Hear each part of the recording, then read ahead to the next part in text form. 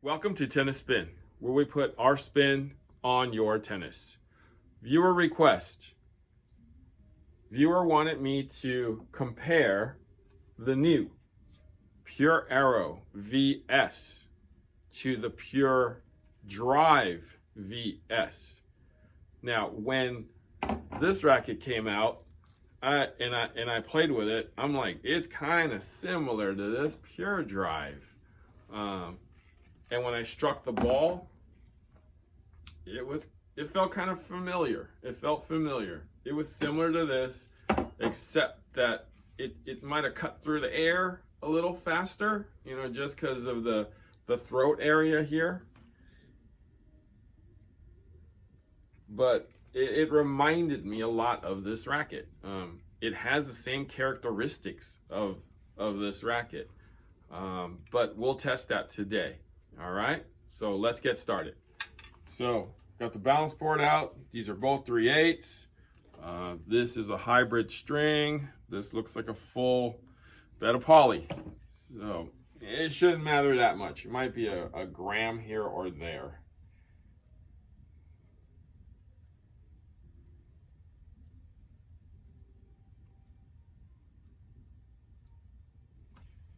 Okay, looks like I'll move that over for you guys to see.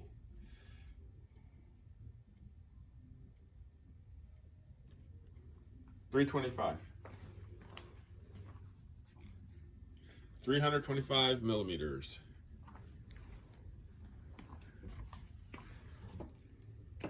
Pure Aero. Okay.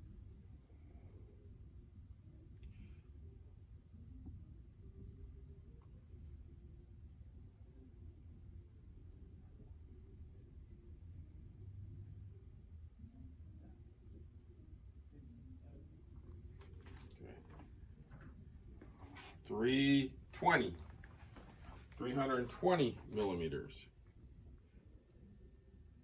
Okay, so let's take it over to the scale and see what we get at the scale.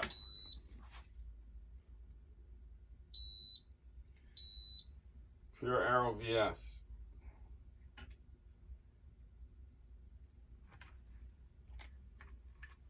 Weight is going to be 322.5.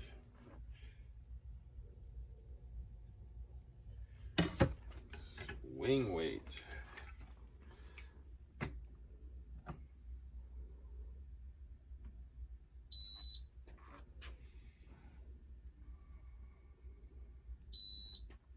.308, but let me do that one more time.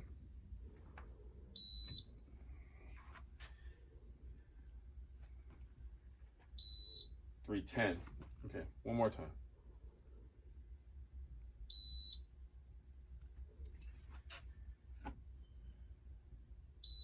.310. Okay.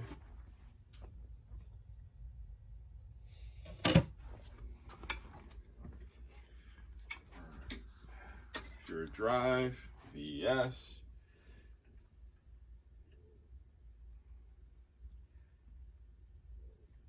.315.5.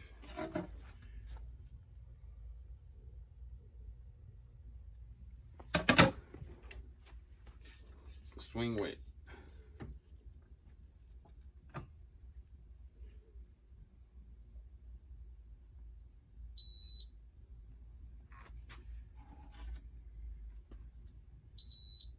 .309. That's why it felt familiar. I'm gonna do that one more time.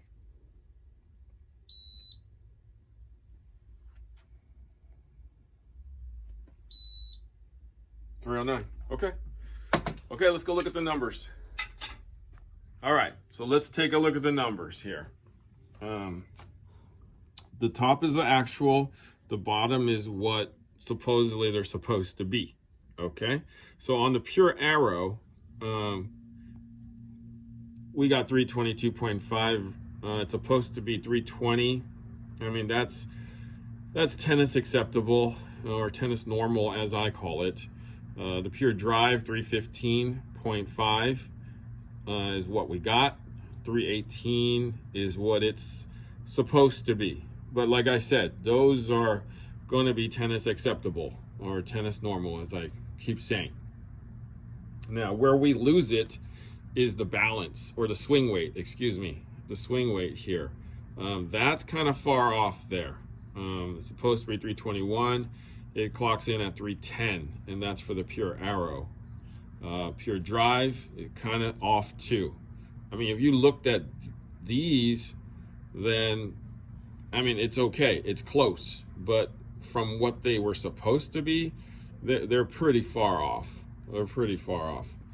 Now, the balance is, I mean, I guess that's pretty tennis normal. That's within 4, that's within 5. I mean, this is probably counteracting that. So these two numbers are probably making it right, if you know what I mean. And then the RA, the stiffness is really close together. Now, looking at that and looking at that, that makes sense to me, right? You got a 98 square inch head, right?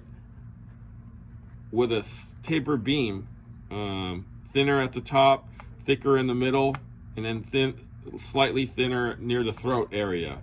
So Aero means it's gonna go through the air faster. It's meant for spin, right? So your balance point there means that it's head lighter, right? Head lighter than a pure drive, so it goes through the air faster. The swing weight doesn't mean a whole lot here, but balance and Aero makes a lot of sense to me. Now, pure drive, right? This number's a little higher, so there's a little more weight towards the head, meaning it's going to plow through a little easier, right? We got a kind of a taper beam here, top at 21, middle of the racket at 23, throat area at 21. So I think that, you know, with the middle here at 23, and then the thins on the top and at the throat, makes it go through a little more. Whereas this is gonna make it wanna go up, you know, like meaning go north for more spin. So a little more plow on that one. Kind of like PWS in the Wilson line. All right. But yeah, all this makes sense to me. If you guys are picking one of these, I suggest you get this one. The Pure Aero is a much cleaner hitting racket. It goes through a lot smoother. It's a little bit more predictable. It actually feels a lot more stable too. So between the two of these, I mean, remember I said they kind of feel familiar? Well, that's because the swing weight is so close together. So even though the balance is a little different, the swing weight, measures basically how it swings through, right? So the swing weight felt familiar to me. I mean, you can feel this one, the weight's here, right? The Aero, the swing weight is just a little lower. I can feel it right kind of here-ish, so I can actually flip it up a little easier. Yeah, definitely that racket. Between the two, get that one. Now, when this racket first came out a year ago, maybe a little more than that now, a year and a half ago, I was really excited. I was really excited about this racket. So was everybody else. But Babolat made a couple flaws with this racket. During our demo day, it played okay. It played good. I was excited to see what everybody, would react to it. I thought it'd be like a pure drive. People would just instantly like it. You guys would just instantly buy it. But that's not what happened. Now, I think the first fatal flaw that Babolat did was that they tried to sell them in pairs,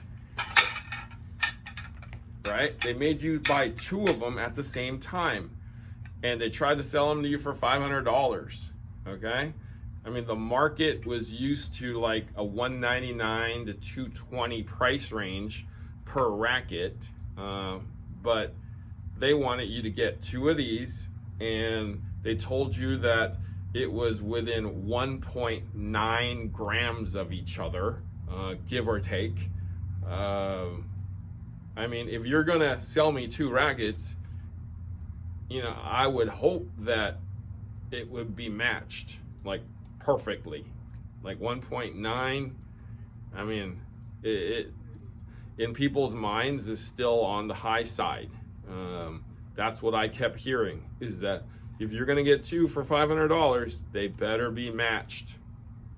All right, so that kept a bunch of people from buying it, you know, because nobody wants to shell out $500, no matter how much you like the racket, to get 2. I mean, what if after playing with it for a month, you hate it, right? You just dropped $500 and then you got to sell it again or resell it, so, and buy something else. I just don't think people wanted to do that in the beginning, right? The second thing that people was complaining about was it wasn't quite stable enough. I mean, unless you hit like right there all the time, right? The racket twists, right? So for some reason, not sure what they needed to do to this, maybe add a little weight, you know, to the sides here, but it twisted and it was a little on the unstable side. Maybe they needed to make it a little thicker here, like on the sides.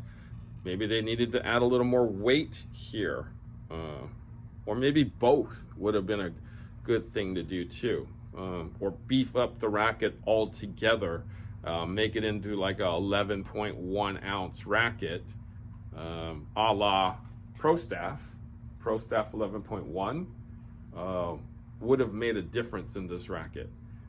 I know that you guys, you know, have words to say about this racket, and I'm very shocked that it didn't sell better. I mean, this racket's been out for 1.5 years now, and it's kind of a dead racket. I mean, I may sell some here and there, but it doesn't consistently sell. Like, people don't look for it. Maybe people still have it in their mind that they still have to buy a pair for $500. Babolat has since split them up. So they've told us to sell them in singles now, with that $249 price tag now. But I think the damage has been done though. Like people, you know what they say about first impressions. You know, it's like you have it in your mind that it's $500 and I have to get 2, right? So what happens? You move on, right? You look at something else, you find a different racket. So they've learned their lesson with this one, and with the launch of the Pure Aero VS, they are selling those in singles and giving you the option of buying the pair now. Still at the $500 price range, but at least you can buy one and see how it goes. All right, so that's my story. Let me know what you think. Okay, thanks for watching Tennis Spin, where we put our spin on your tennis.